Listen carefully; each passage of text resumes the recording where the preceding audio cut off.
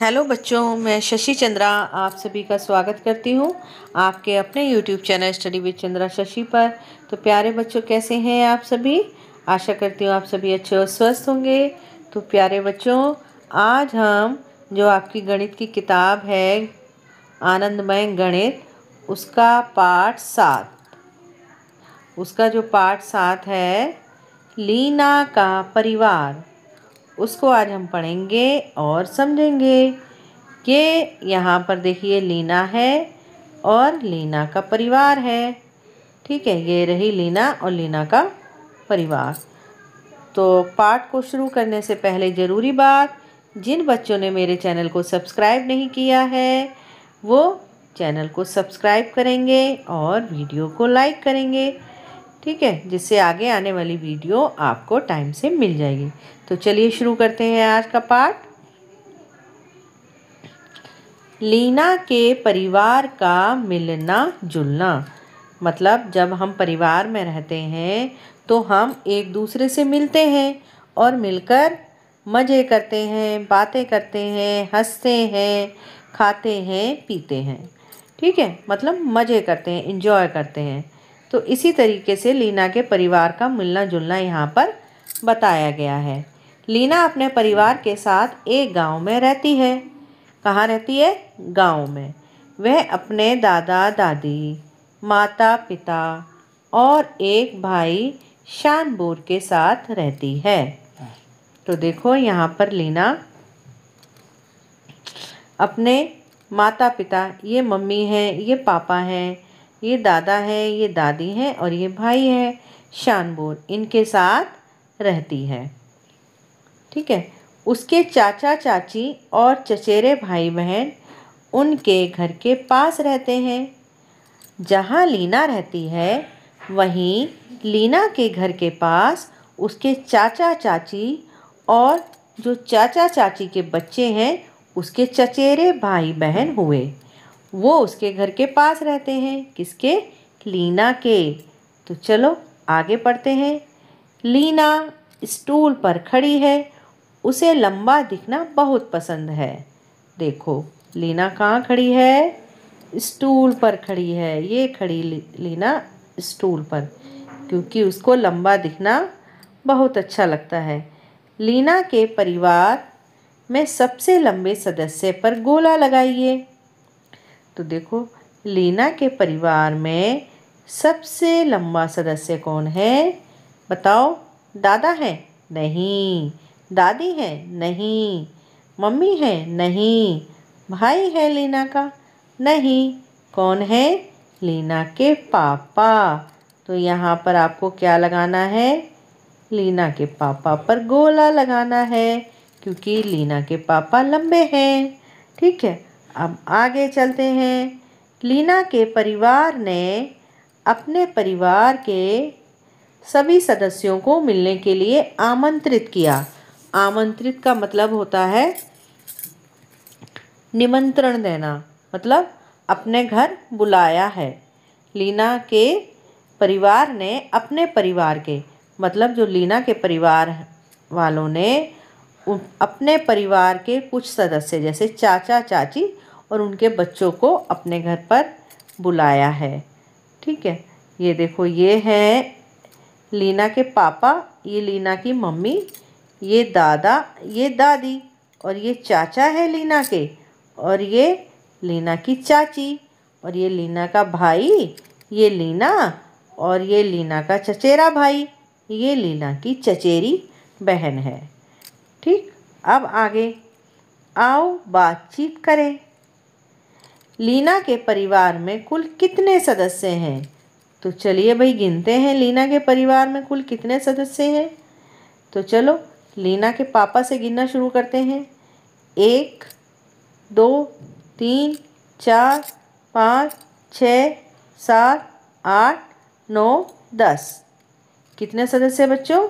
10 सदस्य हैं। तो हम यहाँ पर लिख देंगे 10। ठीक, अब अगला क्वेश्चन पहला हो गया। दूसरा देखो, परिवार के सबसे लंबे सदस्य पर सही का चिन्ह लगाइए। तो परिवार में सबसे लंबा सदस्य कौन है? लीना के पापा। तो उस पर सही का निशान लगा देंगे हम। ठीक है, अब आगे देखो, परिवार के सबसे छोटे सदस्य पर टोपी पहनाइए। तो परिवार में जो सबसे छोटा सदस्य है वो है लीना की चचेरी बहन, तो उस पर हम टोपी पहना देंगे। तो भैया आप टोपी को अच्छे से कलर भी कर दो। ठीक है, इस तरीके से ये लीना की चचेरी बहन ने पहन ली टोपी, क्योंकि वो सबसे छोटी है घर में। ठीक, अब आगे, वह कौन है जो लीना के पिता से छोटा है लेकिन लीना की माँ से लंबा है? तो चलिए लीना के एक मिनट फिर से देखते हैं, वह कौन है जो लीना के पिता से छोटा है? तो लीना के पिता से छोटा कौन है, देखते हैं। लीना के पिताजी हैं सबसे लंबे और लीना के पिताजी से छोटी हैं उनकी मम्मी।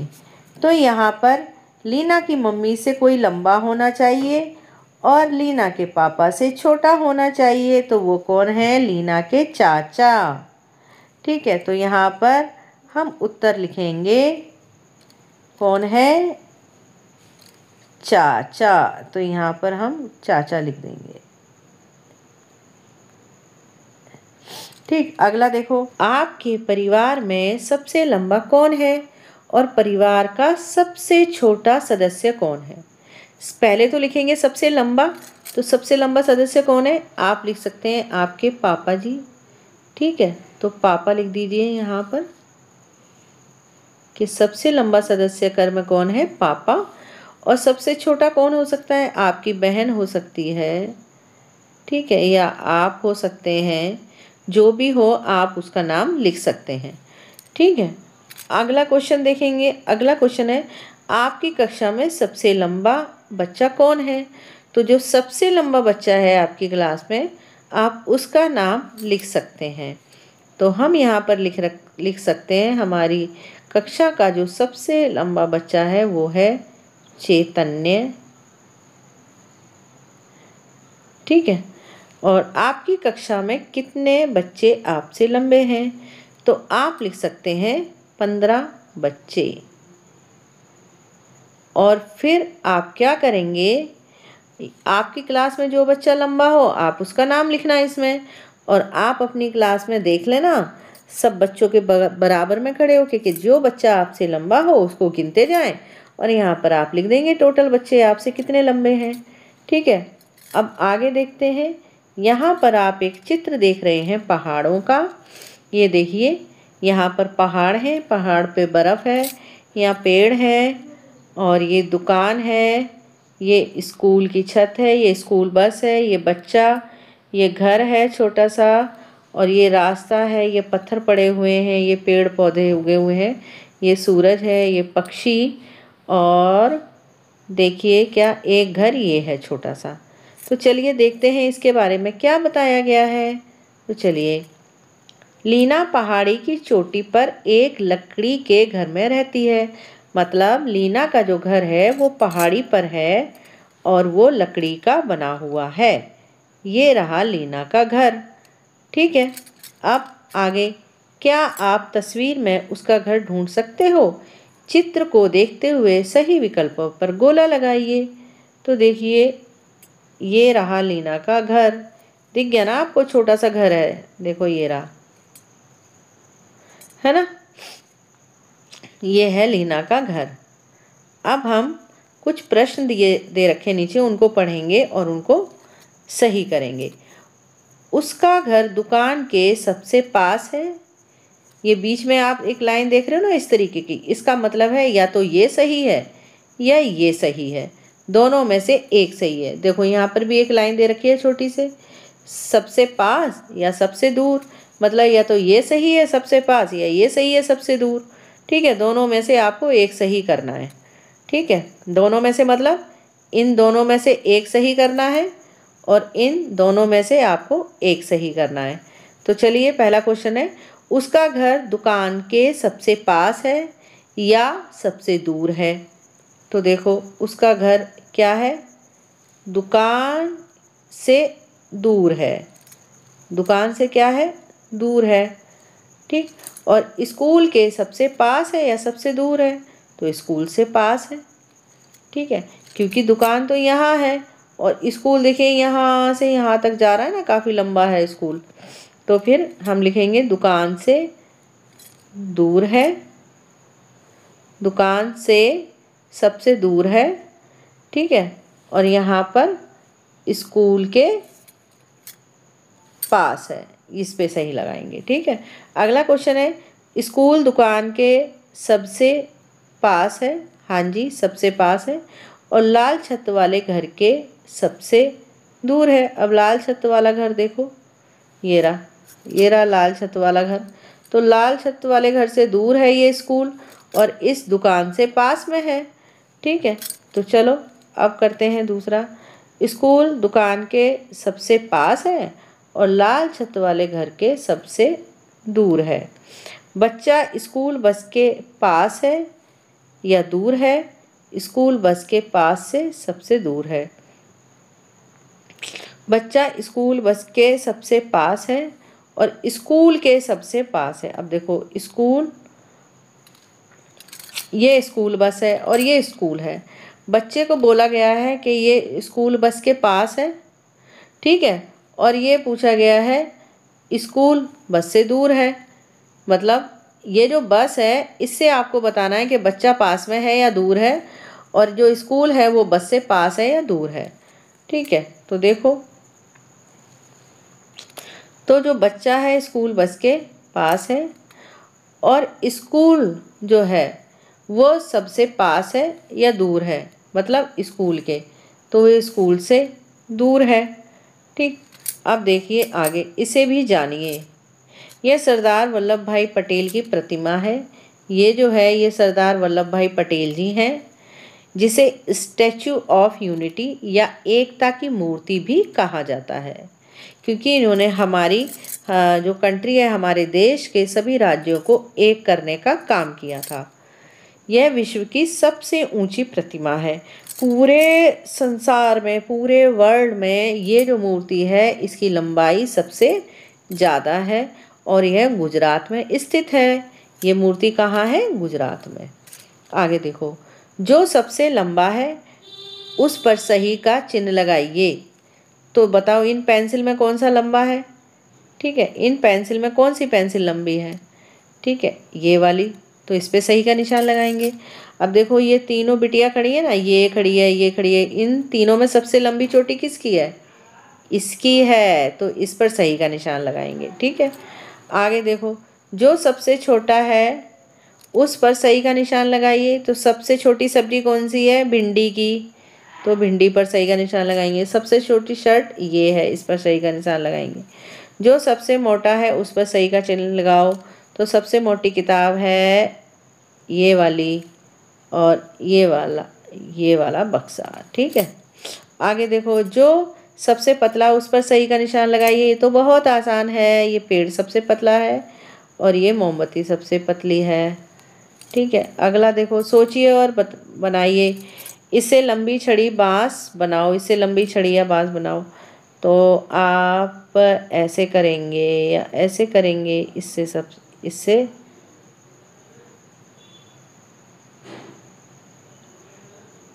बन गया। इसमें रंग भर देंगे। रस्सी बनानी है सबसे छोटी, तो ये लो, ये रस्सी बन गई इससे छोटी। ठीक है, अब आगे सोचिए और बनाइए। यह तैयार है, ये देखो ये माता जी ने तैयार कर दिया। अब ये छोटी वस्तुओं को नापने के लिए उंगलियों का उपयोग कर सकते हैं। तो देखो छोटी, देखो यहाँ पर अम्मा, देखो ये अम्मा का हाथ पूरा खुला हुआ है, ये उंगली है और ये अंगूठा है, ये खुला हुआ है ना हाथ, तो इसको बोलते हैं बालिस्त। ठीक है, और ये जो अम्मा की 4 उंगलियां हैं इनको उंगलियों से नापना बोलते हैं। ठीक है, बालिस्त देख रहे हो ना आप, यहाँ अम्मा का हाथ खुला हुआ है ना पूरा, ये देखो ये अंगूठा अलग है और ये अलग है, तो इसको बोलते हैं बालिस्त। ठीक है, इस तरीके से, और ये बिटिया भी इसी तरीके से नापने की कोशिश कर रही है बालिस्त से। ठीक, तो चित्रा अपने हाथ यानी बालिस्त का उपयोग करके कॉपी पेंसिल छड़ी मेज की लंबाई का भी पता लगाना चाहती है। तो ये देखो, ये रहा चित्रा का हाथ, दिख रहा है आपको? देखो ये नाप रही है, देखो 42 से। अंगूठा खुला हुआ है और उंगलियां खुली हुई हैं सारी। तो यहाँ से लेके यहाँ तक ये हो गया 1/42। ठीक है, देखो फिर से बताती हूँ, यहाँ से लेके यहाँ तक हो गया 1/42। ठीक, तो चित्रा ने किताब नाप ली है अपनी, 1/42 हो गई। और यहाँ पर आगे जो है ये पूरी 42 तो आएगी नहीं, यहाँ उंगलियाँ आ जाएंगी, 3-4 उंगलियों से नाप लेंगे। जिस तरीके से ये देखो अम्मा दिखा रही हैं उंगलियाँ। ठीक है, इस तरीके से आप घर में किसी बड़े की सहायता लेकर भी इसको नापना सीख सकते हैं उंगलियों से और 42 से। ठीक है, कॉपी पेंसिल छड़ी मेज की लंबाई का भी पता लगाना चाहती है। ठीक, अब आगे सोचो और लिखो, मेरी मेज हाथ 42 लंबी है। अब देखो बच्चों, मैं आपको ये टेबल नाप के दिखा रही हूँ, हाथ से और 42 से किस तरीके से नापी जाती है। देखो इस तरीके से ये नापी जा रही है। 1, 2 और 3 और 4 उंगली। तो 3/42 और 4 उंगली लंबी है मेरी मेज। तो हम यहाँ पर लिखेंगे खालिस्तान में 3/42 और 3 उंगली लंबी है मेरी मेज। ठीक है, तो ये देखिए हमने यहाँ पर ये लिख दिया 3/42 और 3 उंगली। तो खालिस्तान में हम ये भर देंगे यहाँ पर। क्या करेंगे, आपके घर की मेज जितनी लंबी है आप उतना इसमें लिख सकते हैं। मान लो 5/42 भी हो सकती है। ठीक है, तो आप लिख लो, मेरा बैग कितना लंबा है, 2/42 लंबा है। मेरी कक्षा का ब्लैक बोर्ड 10 हाथ 42 लंबा है। मेरे गणित की पुस्तक 2 हाथ 42 लंबी है। आगे मेरी बाह 3/42 लंबी है। मेरे मित्र की बाह 3/42 लंबी है। क्या चित्रा इन सभी वस्तुओं की लंबाई ज्ञात करने के लिए अपने हाथ 42 का उपयोग कर सकती है? पता करो कि इनमें से कौन सी वस्तुएं एक हाथ 42 से कम है। इन वस्तुओं की लंबाई का पता लगाने के लिए क्या हम उंगलियों का उपयोग कर सकते हैं? हाँ, कर सकते हैं। अब देखो 42 से छोटी कौन सी वस्तु हो सकती है? ठीक है, 42 से, अब यहाँ पर देखो ये तो 42 में नप जाएंगी क्योंकि ये वस्तुएं बड़ी हैं, लेकिन पेन 42 से कम होगा और ये इरेज़र भी 42 से कम होगी। जब आप नापोगे अपने पेन को, अपने पेंसिल को, तो ये 1/42 से कम होगी और इरेज़र। ठीक है, और ये सब 42 से लंबे होंगे। ठीक, अगला, इन वस्तुओं की लंबाई ज्ञात करने के लिए आप 42 या उंगलियों में से क्या चुनेंगे और क्यों? तालिका में अपने विकल्प पर गोला लगाइए। इन वस्तुओं की लंबाई ज्ञात करने से पहले अनुमान लगाने का प्रयास कीजिए। अब देखो यहाँ बोतल है, तो 42 या उंगलियों में से आप क्या चुनेंगे? तो इस बोतल को नापने के लिए तो हम 42 चुनेंगे क्योंकि ये छोटी तो है नहीं, बोतल थोड़ी बड़ी है, तो इसमें हम 42 का प्रयोग करेंगे। तो हम यहाँ पर लिखेंगे 42। और जब हम 42 से नापेंगे तो जो हमारा अनुमान है वो एकदम सही होगा। और जो चम्मच है, चम्मच को हम 42 से नहीं नाप सकते क्योंकि ये छोटी होगी, हम इसे नापेंगे उंगलियों से। तो उंगलियां, यहाँ लिखो उंगलियां। ठीक है, आप नाप के देखना घर पर, पता चल जाएगा आपको बच्चों। पेंसिल को आप किससे नापोगे, 42 से या उंगलियों से? ठीक है, इसको आप उंगलियों से नापोगे। और अगर किसी की पेंसिल 42 के बराबर है तो आप 42 से भी नाप सकते हो। ठीक है, आगे दोस्त की नाक। भाई दोस्त की नाक इतनी लंबी थोड़ी होगी कि 1/42 के बराबर हो जाएगी, बताओ। तो आप नापेंगे उंगलियों से, तो आप लिखेंगे उंगलियां। ठीक है, आगे टांग को तो भाई 42 से ही नापा जाएगा क्योंकि टांग तो लंबी होती है ना, तो यहाँ पर लिखेंगे हम 42। ठीक, और चाबी, चाबी एक बालिश की होगी नहीं, ये उंगलियों से नापी जाएगी। ठीक है, यहाँ लिखेंगे उंगलियां। ठीक है, आगे क्वेश्चन, पाँव के नापने पर अपनी सीट से कक्षा के दरवाजे के बीच की दूरी, पाँव से मेरा अनुमान, पाँव से मेरा निष्कर्ष। मतलब जब आप कक्षा में अपनी सीट पर जहाँ बैठते हो उस सीट से लेके दरवाजे तक की दूरी को आपको नापना है पैर से चलकर। किस तरीके से, जिस तरीके से ये बच्चा देखो कैसे चल रहा है, एक पैर रखा, एक पैर के बिल्कुल बराबर से इसने दूसरा पैर रखा, फिर इसके आगे ये तीसरा पैर रखेगा, फिर चौथा, मतलब बिल्कुल भी गैप नहीं रखेगा, लगातार पैरों को रखता जाएगा। जैसे ये पैर इसके बराबर में अगला पैर, तो इस तरीके से रख करके आप पैर को चलते जाएंगे और नापेंगे कि आप जहाँ पर बैठे हैं कक्षा में वहाँ से दरवाजे के बीच की दूरी कितनी होगी। पहले तो आप केवल सोच के दिमाग में ऐसे ही बताएंगे, बिना नापे हुए, बिना चले हुए दरवाजे तक आप नाप बताएंगे कि कितनी है। मान लो आपने कहा 15 कदम, कितनी बोली, 15 कदम दूरी है। लेकिन जब आपने पाँव से रखकर, पहले तो आपने दिमाग से सोच के लिख दिया, वही बता दिया अपने दोस्त को कि 15 कदम हो सकती है। लेकिन जब आप पाँव से चल कर के दरवाजे के पास गए, अपनी सीट से दरवाजे के पास तक गए, एक एक पाँव बराबर बराबर में रखते हुए, और आपने नापा तो वो कितना निकला, केवल 12 कदम। तो ये उत्तर आपका एकदम सटीक है, क्योंकि आपने प्रैक्टिकल करके देखा है। आप अपनी सीट से चल कर के गए हैं और उसको नापा है दरवाजे की दूरी तक, और ये आपने अंदाज़ा लगाया, मतलब तुक्का लगाया, जिसे बोलते हैं तुक्का आपकी भाषा में। ठीक है ना, तो ये अनुमान है और ये निष्कर्ष है। आगे देखते हैं, कक्षा के कमरे की 2 दीवारों के बीच की दूरी, मतलब जो क्लास है, क्लास हमारी 4 दीवार होती हैं हमारी क्लास में। तो आप मान लो ब्लैक बोर्ड से लेके और ब्लैक बोर्ड के सामने जो दीवार होती है वहाँ तक की दूरी आप अंदाज़ा लगाओ कितनी हो सकती है। आपने अंदाज़ा लगाया कितनी, 30 कदम है।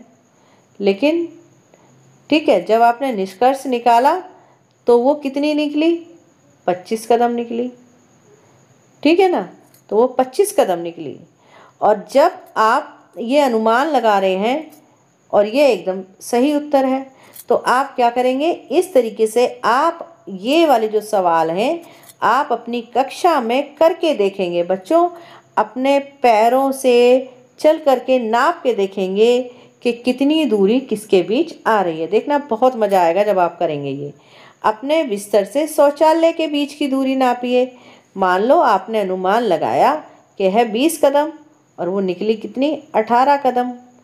ठीक है, और आपके कमरे की 2 दीवारों के बीच की दूरी, तो जैसे आपने कक्षा के कमरों की दूरी नापी वैसे ही आप अपने घर के कमरे की दीवारों के बीच की दूरी को नापेंगे। तो मान लो वो हुई कितनी, 20 कदम, लेकिन जब आपने नापी तो वो थी कितनी, 22 कदम। ठीक है, तो इस तरीके से आप करेंगे और इसको आप भरेंगे। ठीक है, तालिका को आगे देखते हैं, आओ करें। का क्वेश्चन है, भारी वस्तु पर सही का चिन्ह लगाइए। तो भाई भारी वस्तु कौन सी होगी, क्या बाल्टी आप उठा लेते हैं भरी हुई घर में, नहीं उठा पाते, मग्गा तो उठा लेते हैं ना। तो भारी वस्तु पर सही का निशान लगाना है आपको। तो भारी वस्तु है ये, क्या है, बाल्टी। फिर है तरबूज या संतरा, तो भाई तरबूज भारी होगा तो तरबूज पे सही का निशान लगाइए। आगे देखते हैं, हल्की वस्तु पर सही का चिन्ह लगाइए। तो हल्की वस्तु कौन सी है, नमक या चावल, तो नमक। फिर है बैग या बोतल, तो बोतल। मज़े आ गए ना आपको, बहुत आसान है ये। ठीक है, तो भारी वस्तु में रंग भरिए। तो भारी वस्तु में आप रंग भरेंगे, पहले तो आप बिल्ली में कलर करेंगे। ये बिल्ली रानी बैठी है यहाँ पर। ठीक है, बिल्ली में रंग भर देंगे आप सुंदर सा। और फिर जो टोकरी है ना, टोकरी में भी कलर भर देना। मान लो टोकरी में कौन सा कलर भरेंगे आप, ब्राउन भर दो टोकरी में। ठीक है, आप अपने सुंदर से कलर भरेंगे। ठीक है, प्यारे से, ठीक है, क्योंकि इसने कहा है भारी वस्तु में रंग भरिए, तो भारी वस्तु यही है। फिर उसके बाद यहाँ पर भारी वस्तु कौन सी है, ये खाली बाल्टी है और ये भरी बाल्टी है, तो भरी बाल्टी में रंग भरना है। मान लो ये तो हो गया पानी और बाल्टी है लाल, तो बाल्टी में रंग भर दीजिए लाल रंग का। मैं तो ऐसे ही भर रही हूँ, आप सुंदर तरीके से रंग भरेंगे, ठीक है। आपके पास तो सुंदर सुंदर कलर होंगे, तो सुंदर सुंदर भर देना, ठीक। आगे भारी क्या है, ये बोतल है, तो बोतल में रंग भर दो आप, इसमें नीला रंग भर दो, जो बोतल है भारी है ये। फिर उसके बाद ये जो रजाई रखी है, ये रजाई भारी होगी, तो रजाई में कलर भर दो आप, ठीक है। बड़ा मज़ा आ रहा है ना ये काम करने में, है ना। हाँ, तो आपको ऐसे ही काम करना है। आगे देखो, हल्की वस्तु में रंग भरिए। अब हल्की में भरना है, ना कि आप भारी में भर दो, ठीक है। ये है लेमन, मतलब नींबू। तो नींबू कैसा होता है, पीला। पीला रंग भरिए, पत्ते में भर दीजिए हरा, ठीक है। उसके बाद गमला भारी है या कप, तो भाई गमला भारी है, तो गमले में रंग भरेंगे, गमले में रंग भरेंगे हम ब्राउन। तो इसमें आप भूरा कलर भर देंगे, कत्थई कलर भर देंगे, जो भी आपके पास होगा। वैसे तो आजकल गमले लाल पीले हरे रंग के आते हैं, तो आप कोई भी रंग इसमें भर सकते हैं गमले में, ठीक। उसके बाद इसमें भी आप हल्के में रंग भरेंगे, तो हल्की है बॉल, तो ये छोटी बॉल है और हल्की भी है, इसमें भर देंगे। उसके बाद ये टोकरी खाली है, इसमें रंग भर देंगे आप, ठीक है। अब आगे आओ बातचीत करें, बातचीत करो भाई। क्या बातचीत है, आप और आपके मित्र में से कौन भारी है, आप कैसे पता लगाएंगे, कक्षा में चर्चा कीजिए। तो भाई जो खाते पीते घर का लग रहा होगा वो भारी है ना भाई। जो कमज़ोर होगा वो हल्का होगा, है ना। तो चलिए, तो आप अंदाज़ा लगा सकते हैं, कैसे आप अंदाज़ा लगा सकते हैं, उसका वज़न तौल करके, वज़न की मशीन से, ठीक है, या उसकी कदकाठी को देखकर, उसकी लंबाई को देखकर, ठीक है। इस तरीके से अपना वज़न पता करिए। क्या आप बता सकते हैं आपका वज़न आमतौर पर कहाँ मापा जाता है? भाई कहाँ मापा जाता है, जब आप डॉक्टर के यहाँ जाते हैं, ठीक है, तो वहाँ पर आपकी हाइट वगैरह ये सब नापी जाती है ना, तो वहाँ पर आपका वज़न नापा जा सकता है, ठीक। आगे बताओ, आओ करें। बाल्टी को पानी से भरकर देखिए। तो आपके घर में बाल्टी होगी 20 लीटर की, ठीक है। जग पानी बाल्टी को भर देंगे, तो एक जग ले लो और देखो, एक जग जो मग्गा होता है वो ले लो, या किचन में कोई जग होगा वो ले लो। देखो उससे हम अपनी एक बाल्टी को कितने जग पानी से भर लेंगे। मान लो कितने से भर लेंगे, 20 जग पानी से भर लेंगे, क्योंकि 20 लीटर की बाल्टी होती है ना। गिलास पानी बाल्टी को भर देगा, कितने गिलास, 40 गिलास। कटोरी पानी बाल्टी को भर देगी, कितनी, 60 कटोरी, ठीक है। और आप भर के खुद देखना, जितना आप करोगे प्रैक्टिकल, उतना आपको मज़ा आएगा। और फिर उसको आप करके एक कॉपी पे नोट करते जाओ और किताब में भरते जाओ, ठीक है। बाल्टी को भर के देखना और लिखना। पता लगाइए कितने प्याले, मतलब कप, पानी से आपकी पानी की बोतल भरेगी। जो आप कप होता है घर में, जिसमें आप चाय पीते हो या दूध पीते हो, उस कप से आप अपने पानी की बोतल जब भरोगे, तो कितने कप पानी आप अपनी बोतल में भर लोगे। मान लो आप भर लोगे 5 कप पानी, ठीक है। अब अपने मित्र की पानी की बोतल को उसी प्याले से भरिए। कितने प्याले पानी से बोतल भरेगी, ठीक है। तो भाई ये तो आपको खुद करना पड़ेगा। मान लो 2 बोतल हैं, अगर आपके मित्र की बोतल और आपकी बोतल बराबर है, तो 5-5 प्याली ही आएगा। और अगर आपकी बोतल बड़ी है, मित्र की छोटी है, तो 4 प्याली, और मित्र की बड़ी है बोतल, तो मित्र की बोतल में 6 प्याली आ जाएगा, ठीक है। तो इस तरीके से आप उसको भर लेना। किस बोतल में अधिक पानी आता है, तो कौन सी बोतल में आता है, जो 2 लीटर की बोतल होती है उसमें भी पानी ज़्यादा आता है, और 20 लीटर की बोतल में भी पानी आता है, जो घरों में आती है। तो किस बोतल में अधिक पानी आता है, आप स्कूल में ले जाते हैं ना, जो 2 लीटर की बोतल भी हो सकती है और 1 लीटर की भी हो सकती है। इसे दूसरी बोतल के साथ भी कीजिए। किस बोतल में पानी कम आता है। जो छोटे बच्चों की बोतल होती है वो 1 लीटर की बोतल भी हो सकती है, ठीक है, और आधा लीटर की भी बोतल हो सकती है। जो भी बोतल हो उनमें से आप चाहे ये लिख लेना और चाहे ये लिख लेना, चाहे आधा लीटर और चाहे 1 लीटर, ठीक है। जिसमें अधिक पानी आता है उस पर गोला लगाइए। तो भाई बताइए किसमें पानी ज़्यादा आएगा, मग्गे में या बाल्टी में, बताओ। बाल्टी में, तो बाल्टी पर गोला लगा दो। कप में पानी ज़्यादा आएगा गिलास में, गिलास में तो गिलास पर गोला लगाओ, है ना। ये तो बहुत आसान है, आप कर लोगे। इस वाले घड़े में ज़्यादा पानी आएगा, इस बोतल में भी ज़्यादा पानी आएगा और इस केतली में भी ज़्यादा पानी आएगा, ठीक है। पानी हमारे लिए बहुत उपयोगी है। चर्चा कीजिए। दिए गए कामों के लिए आपको पानी की कितनी मात्रा की आवश्यकता होगी, उस पर सही का चिन्ह लगाइए। भाई पानी हमारे लिए क्यों उपयोगी है? क्योंकि पानी से हम नहाते हैं, पानी को पीते हैं, पानी से खाना बनाते हैं, पानी से कपड़े धोते हैं, पानी से साफ़ सफाई करते हैं, पानी से हम अपने पौधों को जिंदा रखते हैं। मतलब जब हमारे पौधे मुरझाने लगते हैं तो पानी देते हैं ना, तो उनमें नए नए फूल आते हैं, सब्जियां लगती हैं। इस तरीके से पानी से धुलाई करते हैं। पानी हम पक्षियों के लिए भी रखते हैं, जो पक्षी पीते हैं, है ना। और बहुत से काम, मतलब हमारे जो दिनचर्या के सारे काम हैं वो किससे होते हैं बच्चों? पानी से ही होते हैं, ठीक है। तो दिए गए कामों के लिए आपको पानी की कितनी मात्रा की आवश्यकता होती है? तो देखो यहाँ पर मंजन करने के लिए, ठीक है, पानी से भरी बाल्टी चाहिए या पानी से भरा मग?